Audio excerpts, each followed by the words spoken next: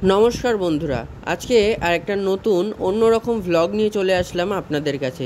আজকের ভ্লগে দেখাবো কিভাবে ড্রাগন ফলের পরাগ মিলন করতে হয়। আমরা সকলেই জানি ড্রাগন ফল যেহেতু রাত্রে ফোটে, তার জন্য পরাগ মিলন করার জন্য যে প্রয়োজনীয় কীটপতঙ্গ সেটার অভাব তো হয়ই।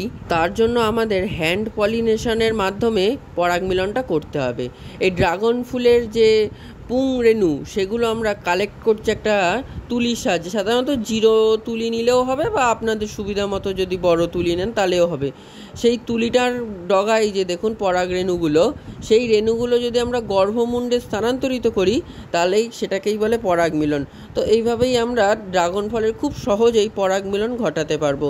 পরাগ মিলনটা যদি সঠিকভাবে হয় তাহলেই আমাদের ফলটা একদম স্টে করবে এবং পরিপক্কতা লাভ করবে। আপনারাও এই পদ্ধতি অবলম্বন করে খুব সহজেই ড্রাগন ফলের পরাগ মিলন ঘটাতে পারবেন। আজকে তাহলে আসি। এরকম বাগানে ছোট ছোট টিপস পেতে চ্যানেলটি সাবস্ক্রাইব করবেন। ধন্যবাদ।